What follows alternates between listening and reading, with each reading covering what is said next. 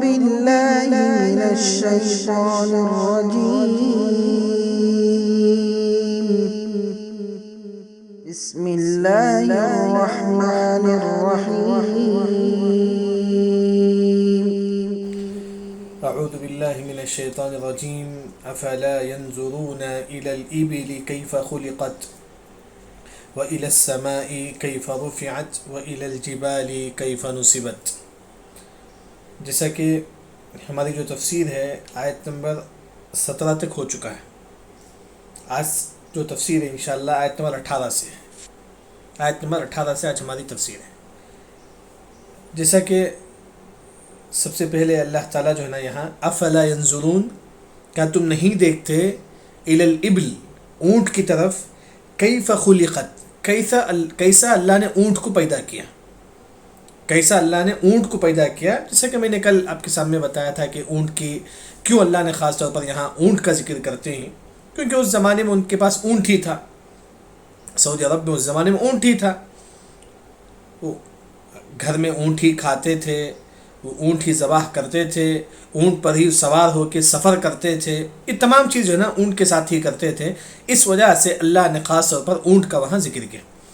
لیکن بعض علماء نے فرمایا کہ جو یہ ہاتھی جو ہے نا دیکھتے میں اونٹ سے بڑا لگتا ہے، لیکن ہاتھی میں اتنا فائدہ نہیں ہے جتنا فائدہ اونٹ میں ہے. اسی وجہ سے اللہ نے اونٹ کا ذکر کیا، کیونکہ ہاتھی جو ہے نا دیکھنے میں بڑا ہے، لیکن اونٹ جو ہے نا کھایا جاتا ہے ذبح کر کے. ہاتھی نہیں کھایا جاتا، حرام ہے ہاتھی کھانا، ایلیفینٹ کھانا حرام ہے. تو یعنی کہ اونٹ میں جو فائدہ ہے وہ کسی جانور میں جو ہے نا وہ فائدہ نہیں ہے. لیکن بعض علماء نے، بعض مفسرین نے یہ کہتے ہیں کہ سعودی عرب میں ہاتھی نہیں تھا. سعودی عرب میں جو ہے نا ہاتھی نہیں تھا، تو خاص طور پر وہ لوگ زیادہ سے زیادہ اونٹ ہی کو دیکھے تھے. اس وجہ سے اللہ نے یہاں اونٹ کا ذکر کیا. واللہ عالم. اس کے بعد آپ دیکھیے کہ افلا ينظرون الى الابل كيف خلقت، کیا تم اونٹ کی طرف نہیں دیکھتے کیسا اللہ نے اونٹ کو پیدا کیا. پھر اس کے بعد اللہ نے فرمایا کہ وَإِلَى السَّمَاءِ، وَإِلَى السَّمَاءِ، اور یعنی کہ افلا ينظرون الى السماء، کیا تم نہیں دیکھتے. افلا ينظرون ایڈ کریں گے آپ ترجمہ میں، کیا تم نہیں دیکھتے کس کی طرف، الى السماء، آسمان کی طرف. کیف رفعت، کیف کیسا، رفعت بلند کیا ہے، کیسا اللہ نے آسمان کو اوپر رکھا ہے. اللہ نے فرمایا کہ افلا ينظرون، کیا تم نہیں دیکھتے، الى السماء، آسمان کی طرف، کیف کیسا، رفعت بلند کیا ہے، کیسا اللہ نے آسمان کو رکھا ہے. کیونکہ آپ دیکھیں گے، کیونکہ اب مولڈنگ اگر ہم کو ڈالنا ہے تو پلر چلاتی ہیں ہم لوگ، کچھ جو ہے نا اس کے لیے رکھتے ہیں، لیکن آسمان جو ہے نا بغیر پلر کے کوئی اس کے لیے نہیں ہے. بغیر عمد ترونها، کوئی چیز ہم کو کھڑانا ہے تو ہم کو ٹیک لگا کے لیے کوئی لکڑی وغیرہ کھڑاتے ہیں، لیکن آسمان کو کوئی لکڑی نہیں ہے. اللہ نے فرمایا کہ وَإِلَى السَّمَاءِ، آسمان کی طرف دیکھو، کیف رفعت، کیف رفعت، کیسا اللہ نے اس کو بلند کیا، کیسا اللہ نے اس کو کھڑایا ہے آسمان کو. تو وہی جو ہے نا یہاں اللہ تعالیٰ فرماتے ہیں. تھوڑا مائک آف کر لیجیے.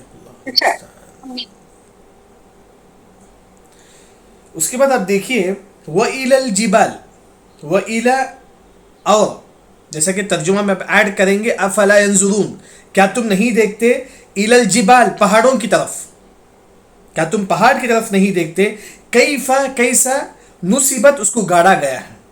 جس طرح میخ جو ہے نا دیوار میں گاڑتے ہیں، اس طرح اللہ تعالیٰ اس پہاڑ کو جو ہے نا زمین پہ اللہ نے گاڑ دیا.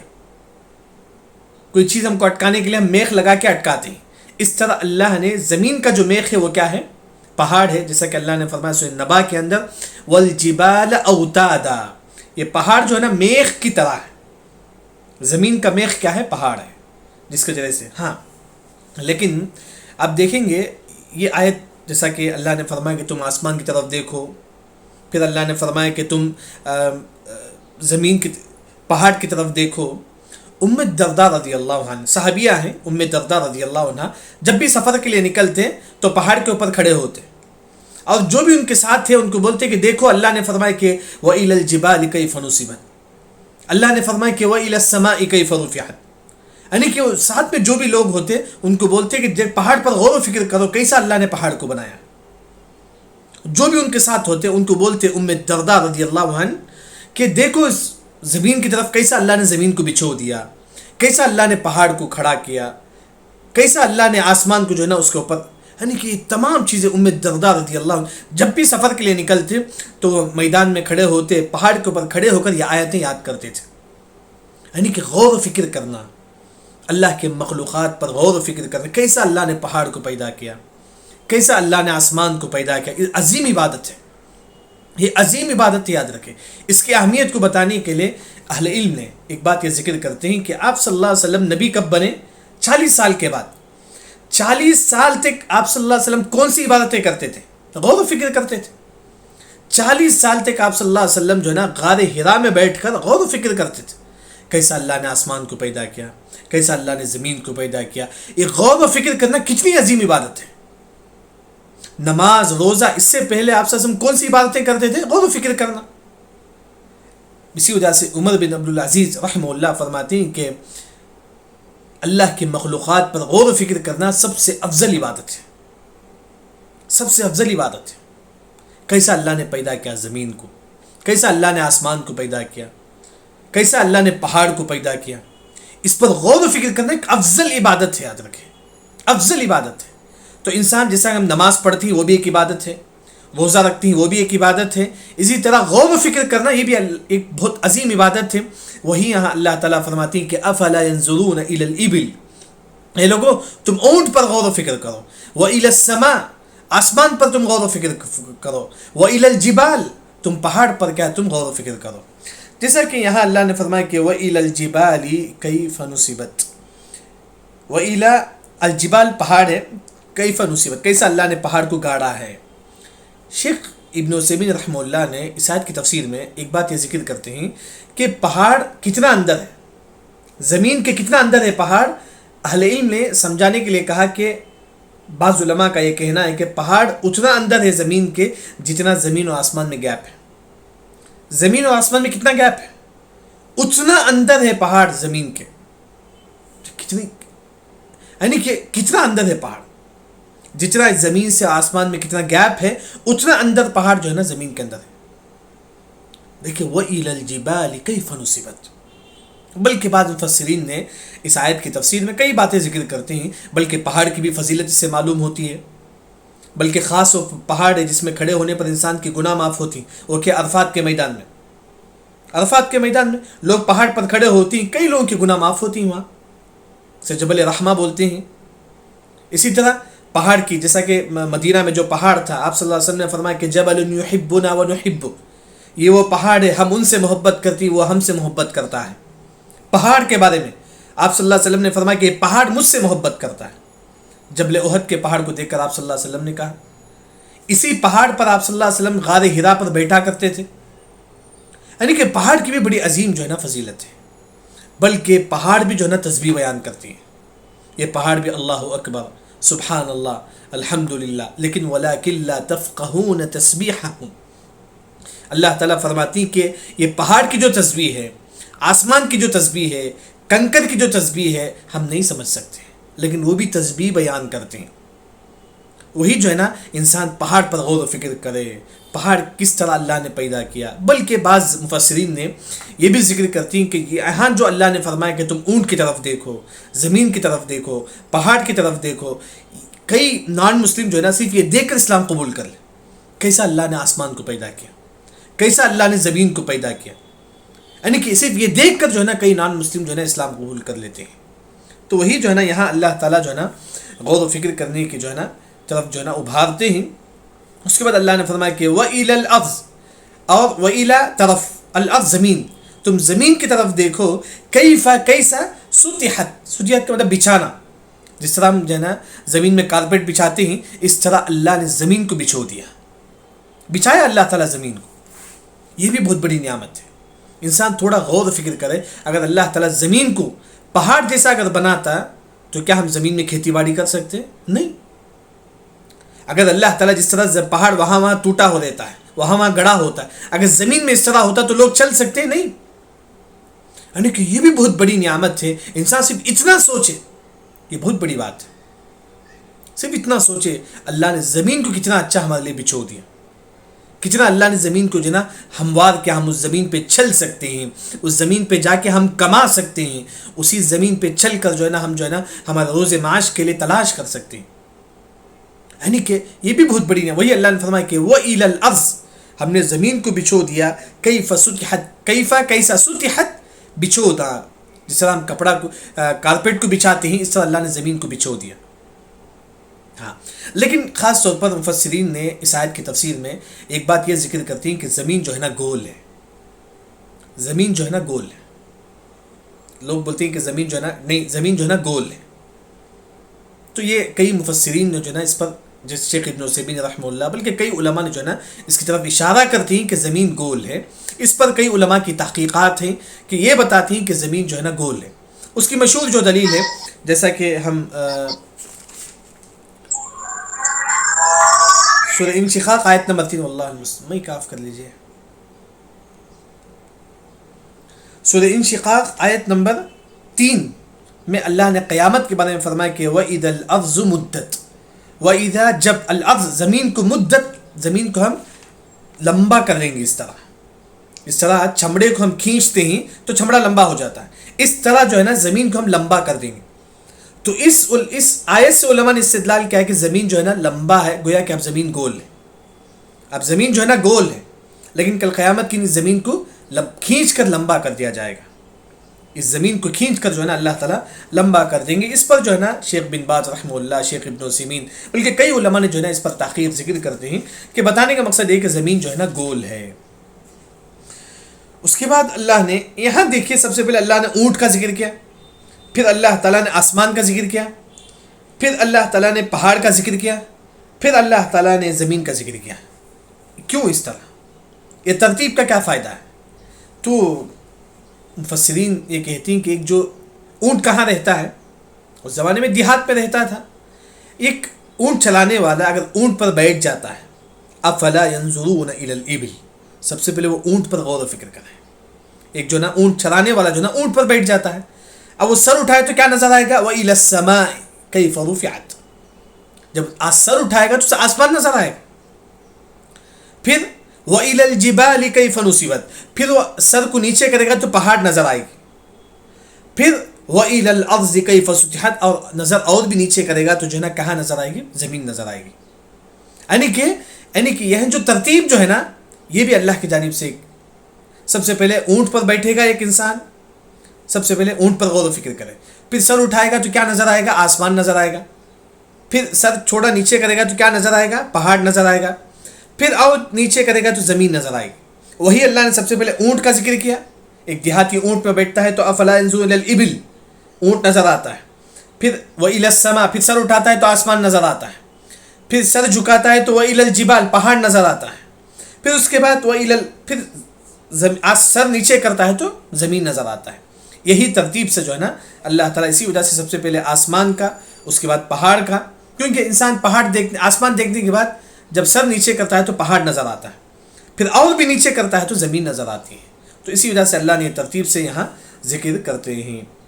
یعنی کہ یہاں جو بات معلوم ہے، ہم غور و فکر کریں، پہاڑ کو سوچیں کہ اللہ نے کیسا پہاڑ کو بنایا. ہم نماز پڑھتے ہیں کہ عبادت ہے، ایک عبادت یہ بھی ہے کہ پہاڑ کی طرف بھی دیکھیں، آسمان کی طرف بھی دیکھیں، جانوروں کی طرف بھی دیکھیں کیسا اللہ نے جانوروں کو پیدا کیا. تو اس سے انسان کا ایمان بڑھتا ہے، بلکہ ثواب ملے گا. یہ بھی ایک جو ہے نا عبادت ہے. اس کے بعد اللہ تعالیٰ فرماتی کہ فذکر، اے نبی تم نصیحت کرو، اے نبی تم نصیحت کرو، انما بے شک، انت آپ، یعنی کہ محمد صلی اللہ علیہ وسلم آپ جو ہے نا مذکر، آپ نصیحت کرنے والے. اللہ نے محمد صلی اللہ علیہ وسلم سے کہتی ہیں کہ محمد تم نصیحت کرو صلی اللہ علیہ وسلم. نصیحت کرنا چاہیے، لیکن یہاں صرف خاص محمد صلی اللہ علیہ وسلم کے لیے نہیں ہے، بلکہ دنیا کے ہر شخص پر واجب ہے کہ وہ نصیحت کرے. جو بھی مسلمان ہے وہ نصیحت کرے. سب سے پہلے کیا نصیحت کرنا ہے؟ امام ابن کثیر رحمہ اللہ کہتے ہیں کہ سب سے پہلے ہر مسلمان پر یہ واجب ہے، چاہے وہ عالم ہو نہ ہو، ہر مسلمان پر یہ واجب ہے لوگوں کو توحید کی دعوت دے. ہر مسلمان پر، چاہے آپ کے پاس دین کا علم ہو یا نہ ہو، لیکن آپ پر واجب ہے کہ توحید کا علم دو. کیونکہ توحید کے لیے صرف آپ کو اتنا بتانا ہے کہ اللہ تعالیٰ یہ کہ اسی کی عبادت کرنا ہے، اسی کے سامنے سجدہ کرنا ہے. اسی کے سامنے جھکنا ہے، اسی کے سامنے ہماری جو مدد، ہماری جو بھی فریاد ہے اسی کے سامنے رکھنا ہے. یعنی کہ ہر مسلمان کو معلوم ہے کہ توحید کیا ہے. توحید کیا ہے؟ اللہ کی عبادت کرنا ہے، اسی کے سامنے سجدہ کرنا ہر مسلمان پر واجب ہے اپنی طاقت کے مطابق. آپ عورتیں جو ہے نا جب گھر میں رہتی ہیں، کام والی آپ کے پاس آتی ہے، اسے توحید کی دعوت دو. ہاں اگر آپ باہر جاتی ہیں، کوئی لیڈیز آپ کے پاس ملتی ہیں سفر میں، آپ کو ان کو توحید کی دعوت دو. اسی طرح کوئی مسلمان عورت جو ہے نا تعویذ لگا کر ہے، آپ پر واجب ہے کہ آپ بتاؤ کہ تعویذ سب شرک ہے. یعنی کہ بلکہ صرف علماء کا کام نہیں ہے توحید کا، توحید کا ہر مسلمان پر واجب ہے. یاد رکھیں توحید کی دعوت ہر مسلمان پر واجب ہے. توحید تو تمام کو معلوم ہے، اللہ ہی کی عبادت کرنا ہے، تعویذ پہننا شرک ہے. یہ تمام چیز اپنی طاقت کے مطابق مردوں پر بھی واجب. لوگ ہم یہ سمجھتے ہیں کہ صرف علماء پر واجب ہے، نہیں، ہر مسلمان پر واجب ہے. اسی وجہ سے اللہ نے فرمایا کہ کنتم خیر امت اخرجت للناس. اللہ تعالیٰ فرماتی ہیں کہ یہ امت جو ہے نا بہترین امت ہے.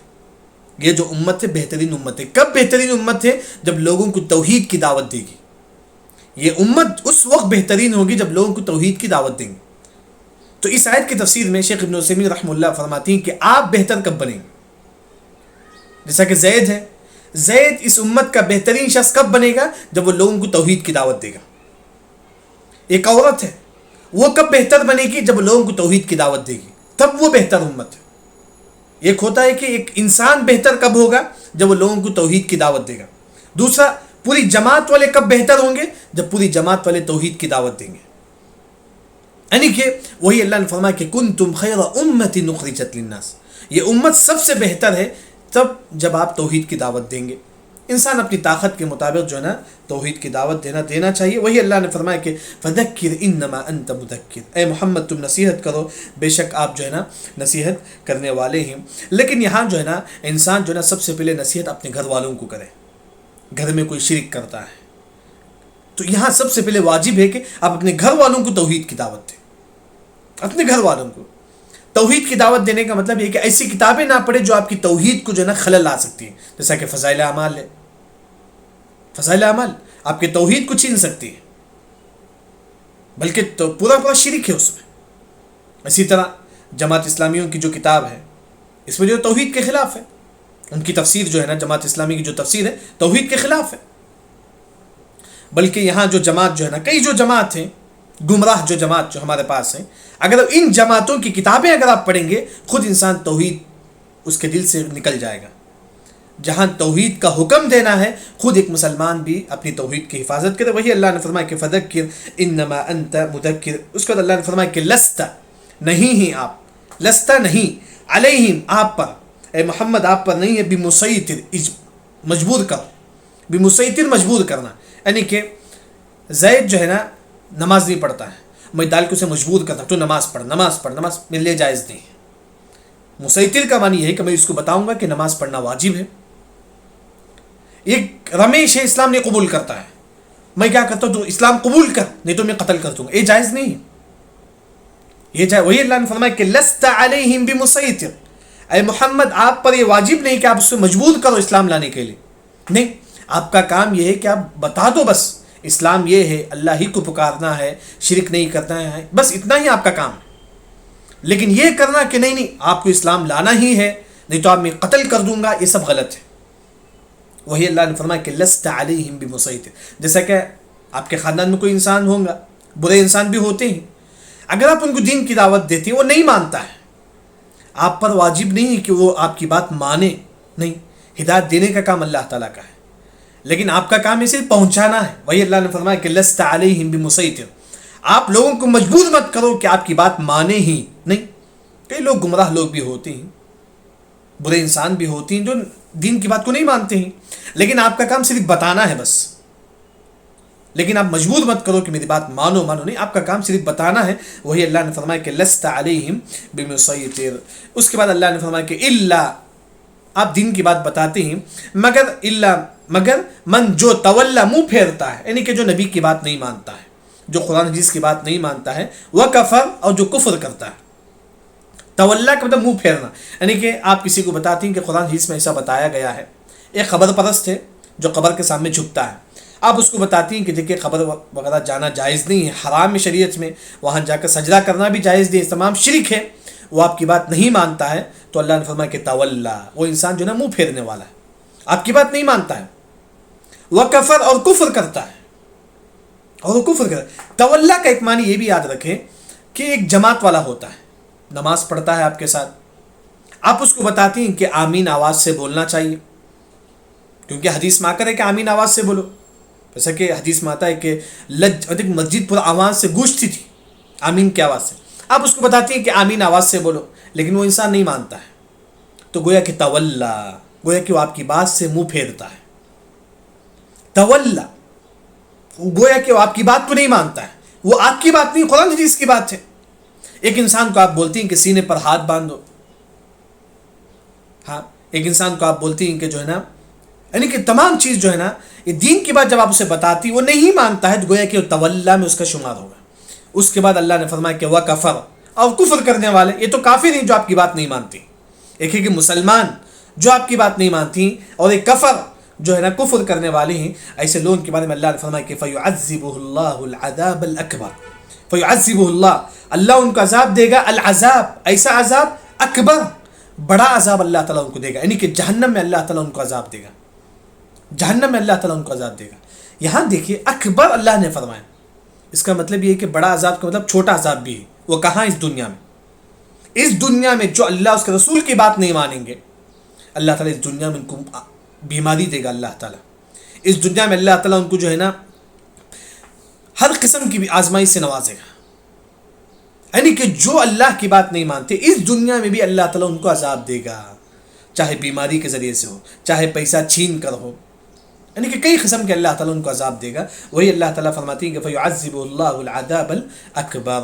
اس کے بعد اللہ نے فرمایا کہ اِنَّ، بے شک، اِلَيْنَا، ہماری طرف، إِيَابَهُمْ، لوٹنا ہے، یعنی کہ اللہ تعالیٰ تمام لوگوں سے کہتے ہیں کہ دنیا کا ہر مسلمان موت کے بعد اللہ ہی کی طرف لوٹنا ہے۔ اِنَّ، بے شک، اِلَيْنَا، ہماری طرف، إِيَابَهُمْ، لوٹنا ہے، کب؟ موت کے بعد، موت کے بعد ہر انسان، چاہے مسلمان ہو، چاہے کافر ہو، چاہے یہودی ہو، چاہے عیسائی ہو، ہر انسان جو ہے نا اللہ ہی کی طرف جو ہے نا مرنے کے بعد لوٹنا ہے۔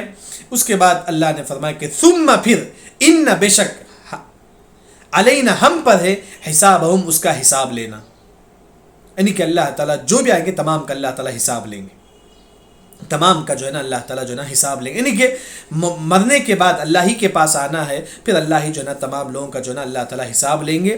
یہاں جو ہے نا الحمدللہ سورہ غاشیہ ہمارا ختم ہوا، جیسا کہ لوگوں کے پاس مشہور ہے، اللہم ثم ان علینا حسابہم کے بعد ہم پڑھتے ہیں کہ اللہم حاسبنا حسابا یسیرا، ثم ان علینا حسابہم کے بعد لوگ پڑھتے ہیں کہ اللہم حاسبنا حسابا یسیرا۔ کیا یہ قرآن حدیث سے ثابت ہے؟ جواب ہے نہیں، کسی حدیث سے ثابت نہیں ہے کہ تم ثم ان علینا حسابہم کے بعد یہ پڑھو کہ اللہم حاسبنا حسابا یسیرا، کسی حدیث سے ثابت نہیں ہے، بلکہ لوگ نماز ہی میں پڑھتی ہیں، جمعہ میں کئی مرتبہ میں نے سنا کہ لوگ جو ہے نا ثم ان علینا حسابہم آواز سے پڑھتی ہیں، جائز نہیں، بلکہ آپ دیکھیں گے احسن البیان جو تفسیر ہے، اردو کی جو تفسیر ہے مشہور، اسی میں انہوں نے اس آیت کی تفسیر میں ثم ان علینا حسابہم کی تفسیر میں وہ ذکر کرتے ہیں، قرآن حدیث میں کہیں بھی یہ ثابت نہیں ہے اس آیت کے بعد تم اللہم حاسبنا حسابا یسیرا تم پڑھو، کسی حدیث میں ثابت نہیں، تو یہ جو ہے نا یہ تمام چیز کیا ہے، پڑھنا کیا ہے، ہمارے لیے جائز نہیں ہے۔ اس کے بعد جو ہے نا یہاں ہماری سورہ غاشیہ جو ہے نا ہمارا ختم ہوا الحمدللہ، بس